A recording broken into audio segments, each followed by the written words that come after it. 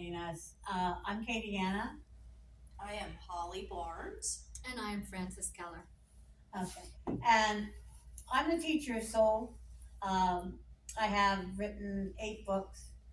This is my 8th book. This is Beyond Physical Death, Birthing in the Spirit. In 2013, I wrote Birthing in the Spirit. And that book tells the story of 6 different people as they birth in the Spirit. And my dad was one of my greatest teachers. When he was birthing in the Spirit, he said, if you could all see where I'm going, you'd want to go with me. And he had an amazing experiences going back and forth. Um, the term birthing in the Spirit, I coined it over 30 years ago. I was at the York House AIDS Hospice, and I saw that people, one, and thank you, the people that came there to die, they weren't talking about death because they hadn't talked about life. So there all these people were coming. It was an AIDS hospice, and most of you are old enough to remember that time period was pretty rough. We didn't know what caused it, and so anyway, with the birthing in the Spirit, one day I was with one of the men, and he was crying. His minister told him he was going to hell. He would burn in hell because he had AIDS and he was a drug addict. And he said, "Did I believe that?" And in that moment, I'll never forget. Never forget. In that moment, I knew what I knew as a child. Come on in. I knew what I knew as a child, that there was no physical death, that we birth into spirit. When we come in, the soul spark comes into the physical body. And when we die a physical death, yes, this plane of consciousness ends, but boy, there's a heck of a journey on the other side. Um, when my husband birthed in the Spirit, he described it as, I am everywhere and nowhere. I'm everywhere and I'm nowhere. And that simply means that they can be with us, and they can be wherever they want to be. Um, so eventually, after 30 years of working with students, um, I thought I was going to work in hospice forever because I'm good at helping people birth in the Spirit. I'm natural, unnatural, if there is such a thing. But my angels and guides told me that I needed to work with students to teach them how to live, so when they died, they could do so consciously. So a few years back, I was told it was time that I could have the doula program. These two are both graduates of the program. Uh, Holly is actually uh, a working doula. She's working in a hospice. And I've asked her before, what makes her different than as a doula when she's working with people? And you answered, um, being doula trained on the spiritual side as well as attuned to Reiki, it's easier for me to understand on an energetic level and a spiritual level what the person who is birthing in the spirit is going through. I mean, I want all my doulas to be trained in Reiki. How many of you do Reiki? Okay. That's it. I want all my doulas trained in Reiki because it promotes the relaxation response. And people who are birthing in the spirit can really use that. And so with the Reiki and using that energy work, in the program, we talk as much about life as we do death, because that's what it's about. How many of you have your end of life plan? One, two, Kind of. fifty? My Karen, my you don't loved have ones yours? are aware. Really? I've got the financial Okay, stuff, how but many of not you the. have a medical directive? Okay, so all right. Why are those two things important? I mean, we plan for everything, So and that planning for death doesn't make it happen. your wishes are followed at the end of your life. She said, so that your wishes are followed at the end of your life. Okay. Do you make sure your wishes are followed now? I try to. You know, that's the thing. You know, end of life planning is, yeah, how do I want to live out my life? I mean, I'm at end stage kidney failure. So I'm using dialysis to stay alive. Without dialysis, they say I would die in 2 weeks. I don't believe that because of physical stuff that's going on. But that's the medical term for that. So when you're doing your end of life plan, many times there's a checklist there. Do I want resuscitation? How many of you want resuscitated? Your heart, if your heart stops, you want it shouldered back or beat back. So you're okay with going into the ICU for a couple weeks while your body heals from being cracked open. Okay, so where you're at today. Okay, how many of you want feeding tubes? No feeding tube. What if you're in an accident today and you need it temporarily? Temporarily. See, that's the thing. Medical directives are not black and white. There's a lot of gray areas. And working with the doula, they're trained to help you look at all these different gray areas. You know, some people say they don't want antibiotics. How many of you would take an antibiotic? Right now, I have a urinary tract infection. I'm on an antibiotic. Antibiotics are another thing that keep you alive. You know, so when you do your end of life planning, it's all subjected to your age and how you're feeling today. You know, so that medical directive is important. End of life planning is more about how do I want to live until I die? What are the things I want to do? What do I want that room to look like? Where do I want to? Holly's blessed. She works. For those of you who are in this, how many of you are in this area, Gettysburg area? In Thomasville, it's between here and York, Pennsylvania. There's a beautiful hospice, and this hospice is top of the art. I would say. The rooms are just beautiful. But again, like most places, are you staffed, understaffed? Yeah, I would say yes. I would You know. say yes. Second and third shift. So, how many of you in your end of life, if you make your end of life plan, how many of you want a visual? You want people there when you die? Terry definitely does. My son didn't. I share his story. It's I think it's chapter 4. Mom, it's all good. He birthed in the spirit on December 5th, 2023. And he didn't want people watching him take his last breath. The day that he was birthing in the spirit, I'll never forget. I share it. I was driving out to the lake where I go and spend a lot of time. And I knew it was not a dress rehearsal. I knew that was the day that my son was gonna leave the physical world and birth in the spirit. And I would say that the cries that I had definitely up the cries I had when he was born from childbirth.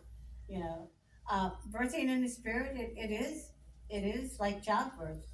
There's a dance, and how many of you have, with the exception of one, have given birth? You know what that's like, going back and forth. But physical death is much the same. It's going back and forth in that tunnel of life. The doulas learn how to do a meditation about going back and forth. You know, we got to give up everything we love about physical life, so that we can birth into spirit, so we can have that birth. Like I said, my son's chapter says, "Mom's, it's all good." He wrote through me at the end of his chapter, and he said, "We don't have regrets over here, only missed opportunities." I like thinking of that way. Again, I'm one of those that my loved ones, I'm blessed. I believe in the afterlife. Belief is everything, right? I used to believe that dead was dead. I used to have a very Christian belief, and until my soul realignment in 1987, then things changed, going to the hospice and all that. I want to talk, Francis. You're taking the doula program, and using it in a way that most doulas don't. You wanna share that? Right, so I'm actually going to focus on animal companions. Many of us consider our animals as family members, and when we experience loss with them, it goes through a similar journey as humans do, meaning that there's going to be a period of potential illness, grieving, and it helps to have someone there to help guide you through that process and walk beside you in your journey, especially if you happen to be independent, solo, alone. To have someone there with compassion who can help guide you through the grieving process, help you to voice your wishes to the vet, because medical, whether it's human or animal, can be very confusing. And when you're in an emotional state, it's hard to make decisions. So coming up with a plan ahead of time, yes, even for your animal to come up with the living will, the what ifs, and how would we handle this is important, so that when you're in that emotional state, you can move forward with confidence and knowing that you have your wishes written down, and just to be able to be on that journey. And then also incorporating Reiki for the comfort of the animal and the human. So that's my intention. If you're not a pet lover, you don't understand, but when my dad, we had a family pet, Maxie, and my dad rescued him. When we met Maxie, Maxie was chained, literally chained to a table. And Daddy brought him home, and my father was a father to 8 children, and 2 of them died.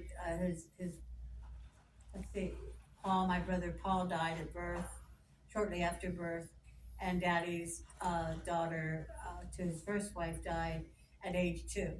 So my dad experienced the death of children.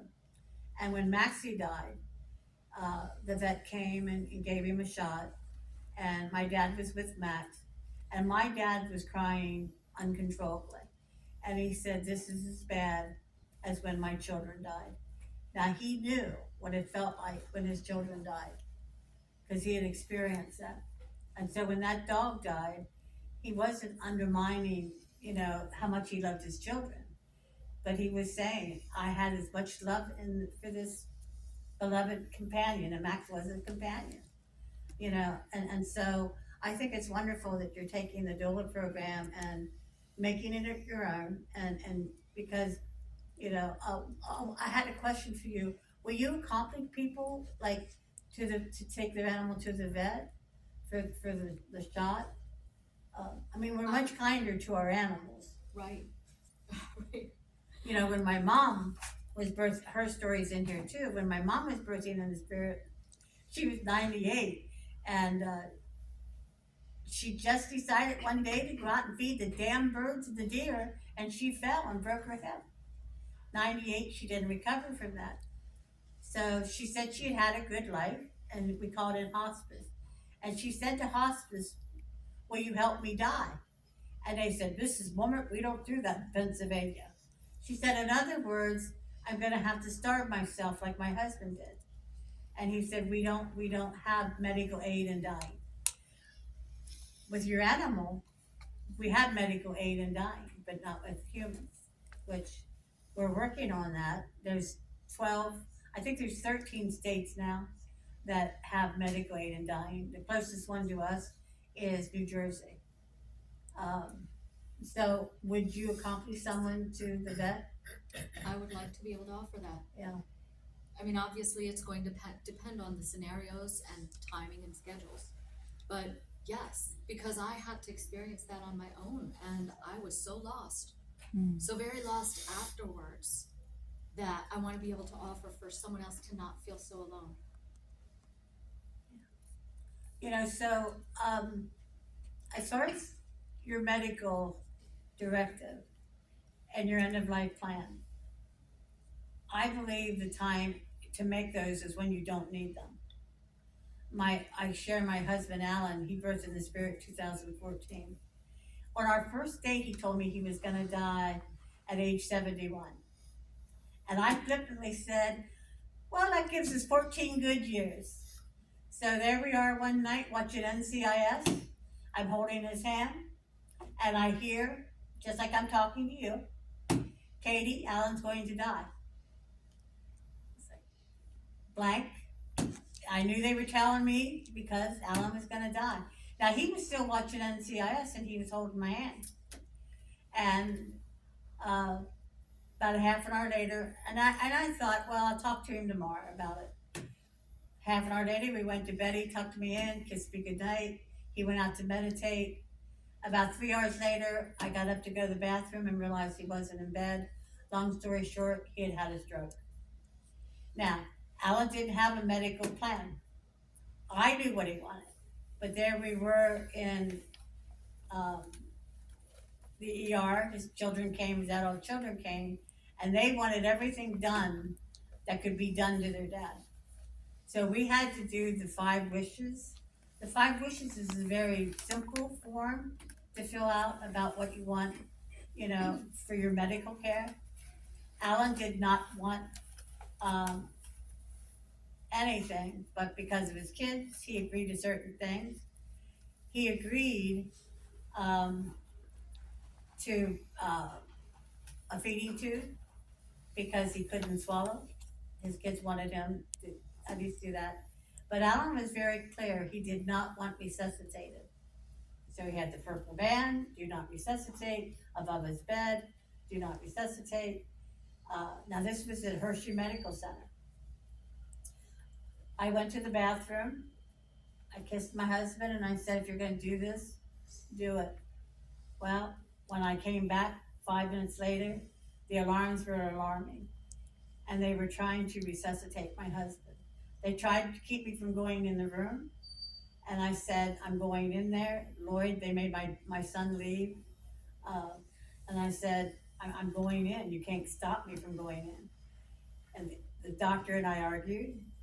He said, are you telling me you want me to leave your husband die? I said, I'm telling you, I want you to follow his wishes. He has the purple band. It's do not resuscitate. 3 times that doctor made me say, he would ask me the question, are you telling me you don't want me to save his life? Of course I wanted them to save his life. But Alan did not want resuscitated. So how many of you, I think you said today you want resuscitated. Your heart stops, you want him to do whatever. And you're all there, Terry's there, you want me. It depends. Your heart stops today on the way home, you're in an accident. Again, these medical directives have to be clear. They have to be really, really clear. With Alan, he did birth in the spirit. The doctors stopped doing what they were doing. They were literally intubating him. And they left the room and Alan birthed in the spirit. So your medical directive. Do we have questions of anybody? I mean, again, Terry has her medical directive. You don't have anything? Well, my kids have strict instructions. They have to try Reiki first. Right here. No, you. Oh, yeah, I wrote my will out and did the power of attorney, with a little bit of the medical, directive side. It was mostly about like brain activity. If there was no chance of having any kind of activity, then to just let me go. No organ donation, just because like, I personally. I mean, I think you're would, probably the youngest one in the room. yeah. Well, Holly's probably the youngest. Yeah. But We're close. Yeah. But if you have children, you know, like my granddaughter, she's only 33, and I said to her the other day, where do your children go if you were died in a car accident today? She said, what? And I said, where do your children go? What are your medical wishes? She said, well, Grandma, I'm too young for that. I said, no, honey, you're not. You're a single mother with 2 children whose father doesn't have any contact with them, much contact with them. I said, you need to have that all in writing, what your wishes are. And everything You should be know, we notarized. don't think of things like that. Yeah, everything should be notarized as well. I work for a bank, and as far as legal documents of any kind, you can go like to the car dealer. They have notaries there, but everything, your will, your power of attorney, everything should be notarized. So if there's any questions later on, had a friend who was not married. His life partner passed away. She wrote a will on a piece of paper. It wasn't notarized, and her family fought with him over the disposition of her property and stuff. He eventually won, but because the will was not notarized, there were a lot of issues. So I would recommend any legal document, please have it notarized. That's very, very important. I mean, right now my family's going through a situation. My ex-husband had a stroke this week. No medical directive, no nothing. And you know, our brains are pretty amazing because he took the worst experience of his life, which is our son dying, and he thinks it's 2012 and our son is alive. So my daughter's going in there having to pretend because the doctor said stop. She told him once and he just went through the trauma. Oh my God, Lloyd died. Why didn't you tell me? And so 5 minutes later he forgot. So, but he had nothing written down, no medical, you know, she was going to get power of attorney. But, you know, again, it's sooner than later is the one that gets this documentation. You can go to a notary, you don't have to, Okay. you know, but,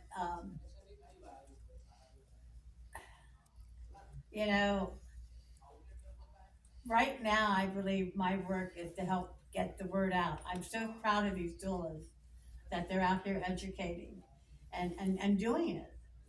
And doing it, you know, 30 years ago when I sat by people's beds, we didn't call it a doula, you know, but holding visual, like I said, not everybody wants people around their bed, you know. I told my daughter when it's my time, there's certain people I don't want to come visit me. She's like, you can't do that. I said, honey, if you can't do that, you won't be my person, you know, because, you know, it's okay to say there's certain people you do not want to come, you know, when you're dying. My philosophy is if you're not in my life now, don't be there when I'm dying. That doesn't mean I'll let my students all come. But we might have a heck of a party, you know. We can't. For me, again, I've witnessed so many people birthing in the spirit now. The afterlife, you know, it's a beautiful place. My dad, when he was birthing in the spirit, he asked me for a level. And I'm like, you want a level? And he's like, well, yeah, they don't have levels over there. I'm building my house. Daddy was doing from his deathbed what he couldn't do in life. He was active again. And he was so happy he was building his life. Now, 14 years later, when my son's birthing in the spirit, he said to me, man, I don't know what's going on, Mom. He said, Pappy's house is really big and he's making it bigger. And I said, well, why is he making it bigger? Lloyd said, well, it looks like several of us are gonna die. Well, Lloyd died, and 2 of my favorite cousins birthed in the spirit within 3 months. And after Lloyd birthed in the spirit, he said, I told you, Mom. You know, so my dad, his house is amazing over there. And when my Johnny was birthing in the spirit, he entered into hospice in January, and he said he was going to live with my dad, but the house had no windows and no doors. Now what did that mean? If someone's a doula and understands that language, does anyone out here know? The house had no windows and no doors. To me it meant Johnny was not near death. So as the time went on, in June, all of a sudden the house had windows and the house had doors, but they were closed. So that told me, okay, we're getting closer. And then in August, Johnny said the windows were open and so were the doors. And he birthed in the spirit 10 minutes later, 10 days later. So all that language, doulas get to understand that. Deathbed visions are real. Even now, most hospice nurses, you know, oh, they're on morphine, they're hallucinating. You know, there's nobody in the room. That's one of the things you'll hear over and over again. Do you see all the people in the room? My mother would say that to whoever was in the room, well, who are all those people standing over there? And of course, because they're in our family, the family was taught, you know, they are people here. And my mom could see them and she would reach out for them. And people do. That's one of the things that they do. They reach, you know. And so there's deathbed visions are honored by doulas because doulas know they're real. You know, when they say they see Uncle Pete, they really see Uncle Pete. You know, and so we have to honor that. Death doesn't have to be scary. I mean, yes, when people we love birth into spirit, it sucks and grief sucks. I share in here about grief. We have romanticized grief. We say, oh, I will never love again. Bullshit. I've loved after my husband birthed in the spirit.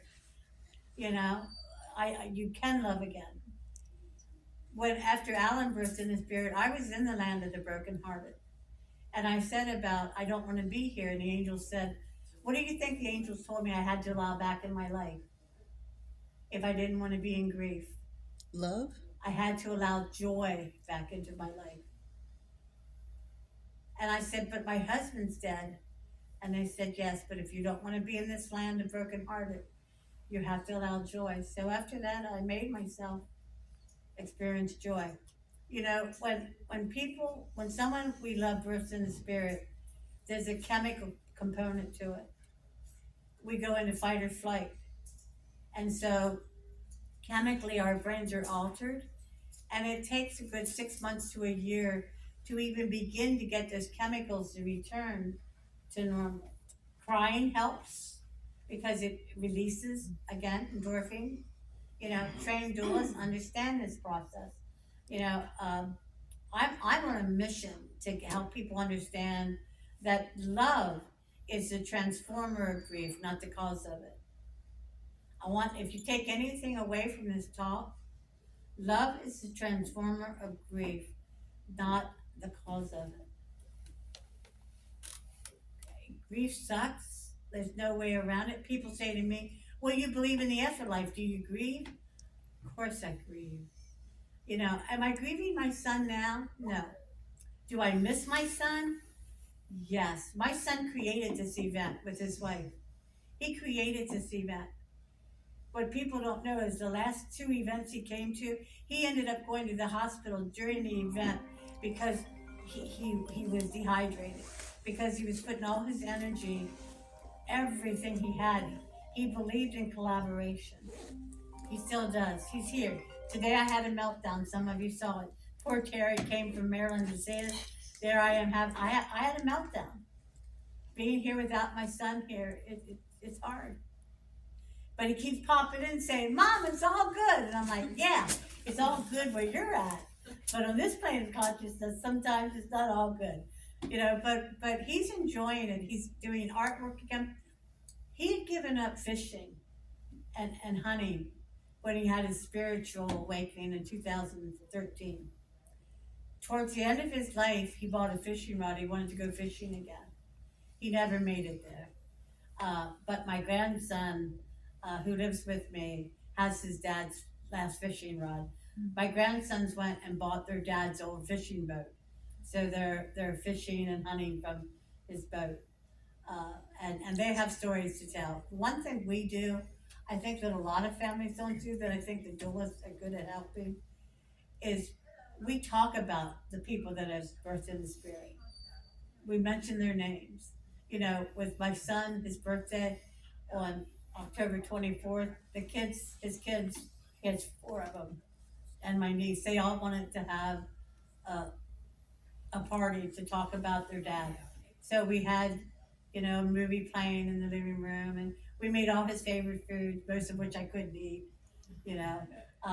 But we made all his favorite foods, and we talked about it. The one thing that hit me that day, my son always sat at the end of the table.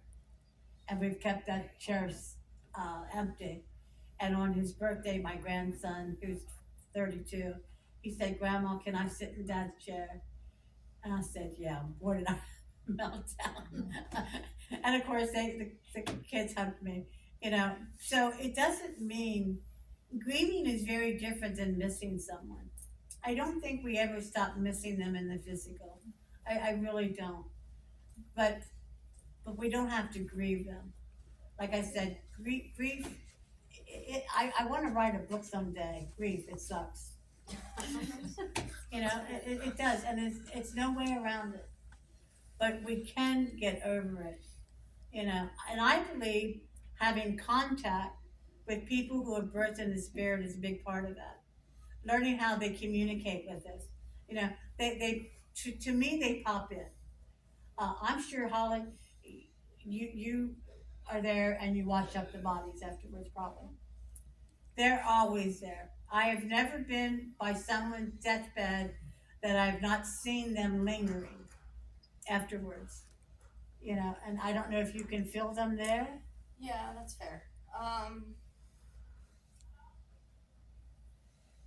The only one that I can say that I did not feel linger was my dad. Because when he was ready, he was ready. He was like, He was out. he was out. You know, it's interesting because they talk about, you know, there's no time over there. So they're over there. They have their past life review and all this, and we're still by the bedside. You know, that's one of the things that they've shared with me many different times. How, you know, they're out there doing their thing, and we're still here, and the body's there, and they see their body, you know, and for the most part, sometimes they don't know they're dead. You know, sometimes it takes time to acclimate to the afterlife. You know, but those experiences, you know, they don't have a voice box, so they're not going to speak to you like I speak to you, but they are going to show you what's one bird that is associated with death. That red cardinal. Cardinal. What's that about? Well, they project into the cardinal, they get your attention, and then you think of them. So when you think of someone who's birthed in the spirit, I guarantee you they're right next to you. They'll send thought transmissions. You'll be having a good day, and all of a sudden you'll think about them. And sometimes it's a bittersweet memory, you know, but that's when they're right there. That's when they're trying to say, "Hey, here I am." I mean, Terry, I'm going to use you. Your sister pops in so much, you know. Her sister, you know, died young, relatively young, and you weren't there, you know, but that sister of yours just is so easy to communicate with. You know, sometimes I never sought out to be a person to give readings that included, you know, people from the other side. But finally I was like, all right, I get it. They can't hear them, I can, so I'll give the message. But you can all learn that communication and to be aware, you know, with the Death Doula program, there's a new one starting in January. It's more about life than it is about death. I push your buttons. Yeah. I'm good at doing that. Whatever Just a class you little. take of mine, I'm good at pushing your buttons.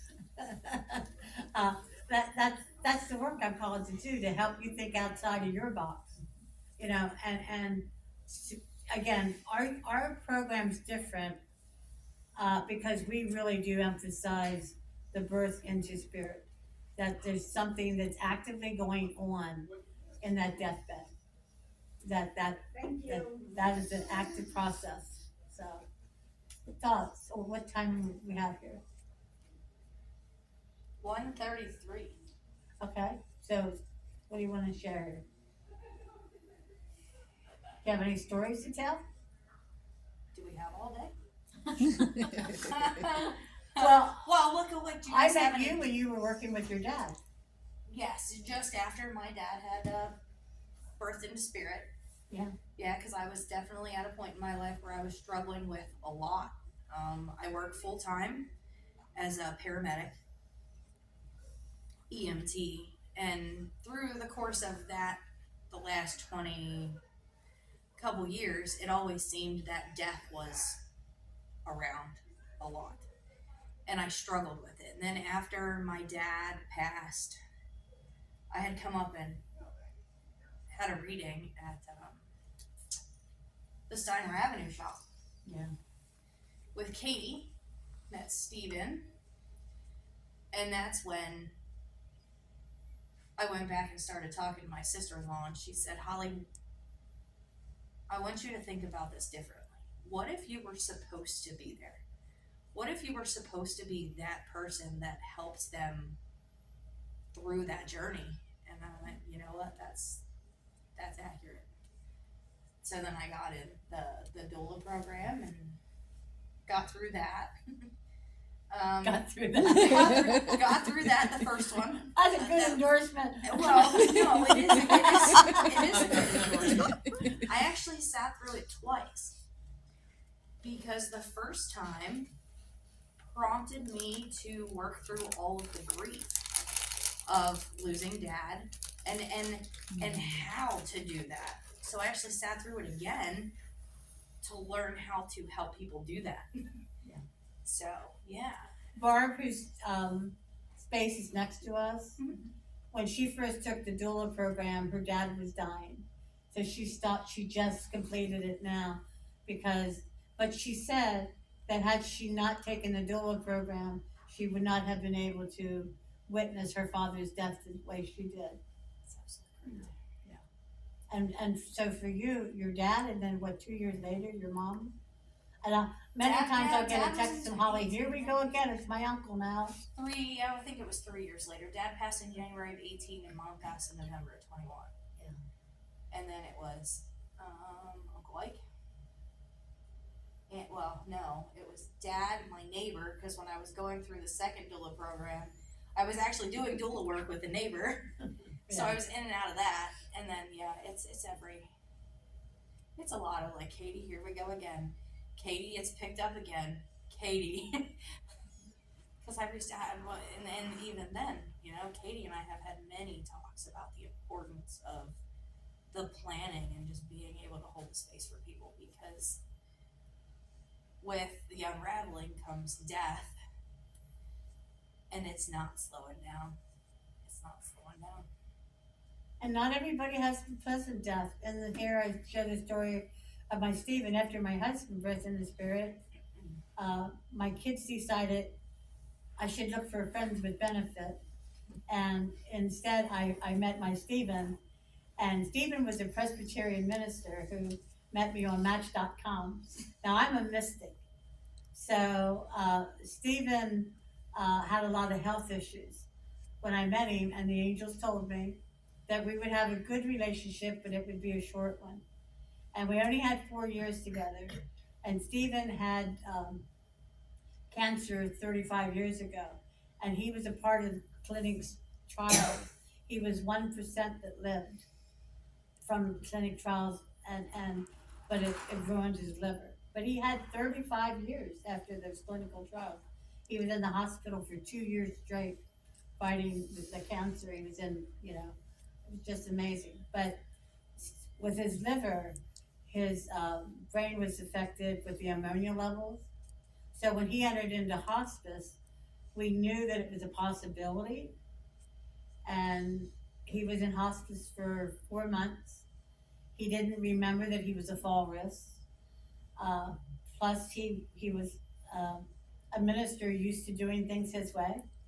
But one day he looked funny, and I was like, Steve, what's wrong? He said, I don't want to tell you. I said, all right.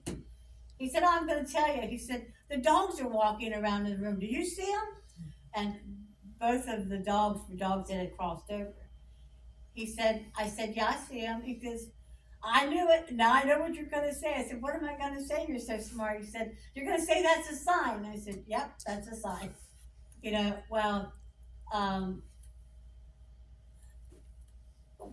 In September, I think it was the 19th, he woke up and he had been in bed for 3 weeks, and he went crazy, and he ended up choking me. He literally, I don't know where he got the strength, but it took two people to get him off of me.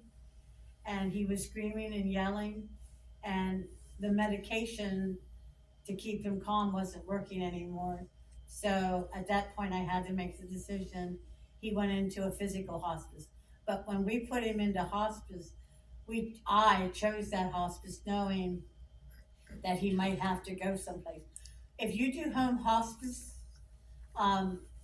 that's very rare. Now, one of the things with home hospice is you never call 911, right? If someone's in hospice, you never call 911 because what's 911's job? To keep To you do something. alive. You call them, they're supposed to help. So I knew not to call 911. I called the nurse. She got some extra medicine in him. We kept him calm until the ambulance came for him. That was a pretty hard experience to witness Stephen like that. I didn't know it at the time that I was living with congestive heart failure. My heart rate was at 20% while the whole time I was taking care of him. Not good. But I was so focused on taking care of him that I wasn't taking care of myself. My kidney failure came from the heart failure and the medical dye that they did the testing.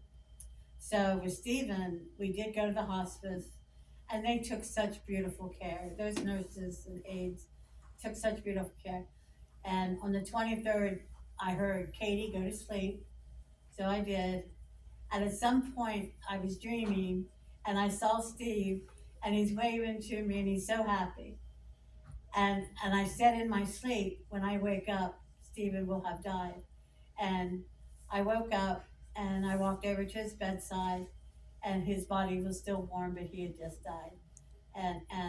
But he was so happy, you know, that waving to me and like I said, he was a Presbyterian minister. And let me tell you, by the end, he bought into everything.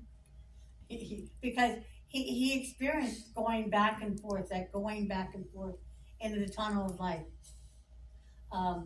There's such a thing called near-death experiences.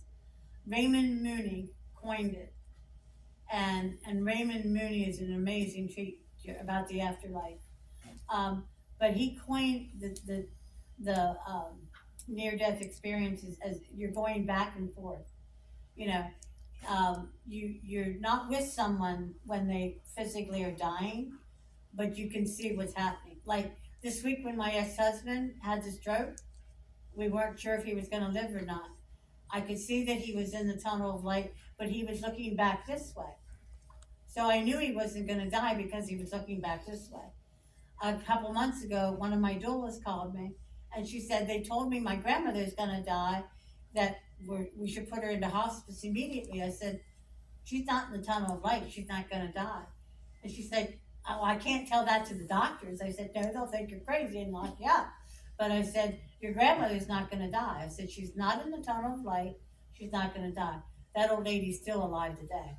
6 months later, after the doctors, and now they put her in, I said, put her in a hospice and they'll have to reevaluate her because the hospital wasn't feeding her. So they put her in a hospice, they reevaluated her, and they said, she's not dying. She just needs a different kind of medical care.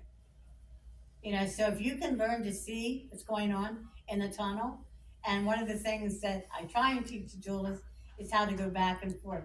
You don't have to wait till you die to learn how to go back and forth. Because this is just one plane of consciousness. This physical world is just one plane. Within Creator God, there's so many different planes of consciousness, so many different dimensions that we can experience today while we're alive. We don't have to wait till we're birthing. I mean, I believe we've all let go of someone or something that we've loved, right? We've all had that experience. And I believe that the letting go that we have to do upon physical death is probably the hardest. Because we're letting go of everything we love about this life. I love this planet. I know it's messed up. That's why we're going through the unraveling. My book before this was The Unraveling Continues, The Birth of Unity Consciousness. You know, the unraveling is happening, but at the same time, so is the awakening. And we can now talk about things like this because of the unraveling. We can talk about death and beyond physical death. And people, because of all the near-death experiences, people are believing it. You know, my son, he had a near-death experience on his 50th birthday. And he came back knowing his body was going to be very different and knowing he didn't have a lot of years left. But he came back mainly because he wanted to teach. I know he loved us, but he wanted to teach. He loved to teach. He loved the store and the life he had he loved that life. Doing this, you know, and so he came back, you know, because he wasn't finished. But I remember the day I got a call from him, Mom, I can't teach anymore.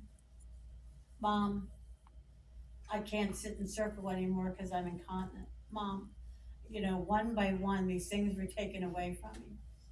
And my son, from June of 2023 till he went into hospice in November, he had called me and he said, Mom, I'm done. I said, I know you are, honey, and I won't ask you to stay. And so I pushed for hospice. I did, and it was the right thing to do. And when he got into that hospice bed, he knew what to do because he knew how to live. So he knew how to let go. He'd already done the disconnecting in June, July, August, September. He did that work. My son called me almost every day of his life until those 4 months when he had to disconnect even from me. But then there was a reconnection, you know. And so your loved ones, they do have to disconnect from you. You know, they're gonna stop eating and drinking. They're gonna stop telling you stories that they love, you know, and you can be there. You don't have to be a death doula, but I'll tell you, having one by your side is a pretty good gift. Or having the tools to be there for your family. I've had students take this program because they're afraid of dying themselves. This one woman took it, her mother was 92. She took it because she was afraid of her mother dying. Guess what? She's dead. But she took the doula program and she was no longer afraid of death. And she died of a heart attack in a parking lot, just dropped over. I hope that's how I go. Just have a heart attack. You know, that's a good way to go. So, last anything? I can't think of anything. We're over at the stand, stop by the stand. Absolutely. These ladies will gladly talk to you. And actually, anybody can stop by our stands, and I have a little box for animals that we are going to surround in Reiki energy that will then go out to the animals. You'll write your pet's names on a piece of paper, put it in the box, and then we're going to send a bubble of Reiki energy to those animals. Do you have a question? Yes, is there anything you would like for us to know about terminal lucidity? Terminal lucidity. Again? Terminal lucidity. Are you talking about terminal lucidity, or are you talking more of like a terminal restlessness? Is in terminal lucidity as in like they're having a decline and then they have a lucid moment before they. Yes. Okay, What would you to like to know? clarify. No, please. So what he's talking about there, gang, is as somebody moves through the physical process of dying, as the body shuts down, as in a spiritual sense, as the chakras shut down, a lot of times excuse me, my nose is stuffy, in hospices, what we will see, and you will also see it a lot with pets, is what they call terminal lucidity, where you'll see a pretty gradual decline, and then you'll have a day or two where it's almost like this person has done a complete 180 and they're actually starting to get better. What they call that is terminal lucidity. It usually doesn't last more than 12, 24 hours, maybe 48 if you're lucky, but that's usually the turning point before they really take a massive decline and actually birth into spirit. Very, very common. I see it a lot down at the hospices, and you will see it a lot with your animals. I know when my Sparky, he was an older dog. He was arthritic and not doing well, and then he had like 2 or 3 days there where he was like, take me outside, I want to play ball, and I'm like, And we all get hopeful and go, hey, maybe, yeah. maybe. Yeah. So yes, did I answer your question? Yes, you did, thank you. Very good. Yeah, my dad, he had chosen to stop eating and drinking, so he was in a semi-coma. And one of his best friends came to see him. Dave, talk to me, Dave. My dad tried to get out of that coma to talk to him. It was the most horrifying thing my mom and them ever went through, because Daddy tried to talk to his friend. He's crying, screaming, and he has this surge of energy. And I wasn't there. I would have kicked his friend out, because his friend was more concerned about what was happening with him, wanting to say goodbye to Daddy, with Daddy awake, and he didn't get there during that window, But Dad had this surge of energy, and I honestly don't know where it came from, because he had been out for days, but that surge, I never experienced anything like it. It's wild. It's wild to see. But when someone's in the active stages of dying, it's not the time to do your let's talk. that time's over. Families will come in and they want to do the work that they didn't do when the person's alive. I'm very protective of that person in the bed, and the primary care people. Real quick, hospice. If you're in home hospice, you get about 4 hours of help a week. The rest is on the caregiver. And I've been there several times, and I'm for home hospice, but it's not for everyone. You need to have enough help. So that terminal lucidity, will that be considered by some people to be the proverbial 2-minute warning? You see it happening, you say, okay, this is it, let's get ready for this thing. It's gonna vary from person to person, but yes, basically that's what we kind of use that as a death is imminent. Okay. Usually, from my experience, I'm not gonna speak for everybody, but usually within 48 or 72 hours of that. Okay. Thank you. Yeah, I was wondering if you could share a little bit more about what you know about what happens when the person crosses over. We're at 51. Go ahead. We're Time. at 151. We're done. Okay. We can talk about We're it. all back at the table. I've been giving my books out for free. If you're interested, just come back and get one. Here we have some from Denise and Francis. I'm so proud of these ladies. Holly doesn't have, not quite. She's busy. Holly didn't You're want- busy doing it. Yeah, Holly didn't You're launch busy an doing it. official She's doula working business because she's not sure. Like I said, we do have flyers. This is the new program coming out. It's January 20th. It starts. I asked all my doulas to be Reiki attuned because a lot of my clients come from people who've had cancer, people that I've worked with during the years. And I'm a big believer in Reiki. I believe everybody on the planet should be attuned to Reiki. At least Reiki 1. Yes, my dear. So for people who aren't here that are going to watch the recording later, how do they get your book? And is there a website where they can learn about the doula What is all program? that? So for the people that are gonna As watch, you can see, I'm hard of hearing. for the people that are gonna watch the video later, where do they find your book and Oh. your website for the doula It's stuff? real easy. Just say Amazon.com, Beyond Physical Death, Birthing in the Spirit. It pops up like that. Amazon.com, Birthing in the Spirit. They are going to carry it at the store. I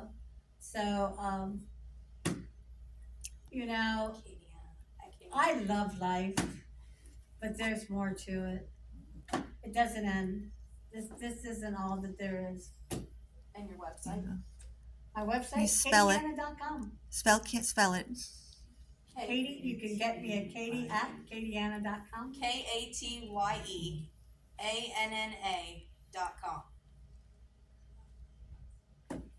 And for those of you who really want to go on a journey, we're going to Motto. In 2017, the angel said, take the students to Mago. Mago's in Sedona, Arizona. So we're gonna go there on retreat. And we're done. And we're not. Is they're trying. They're trying to get in. Yes. We would Bye. talk about this stuff for hours, gang.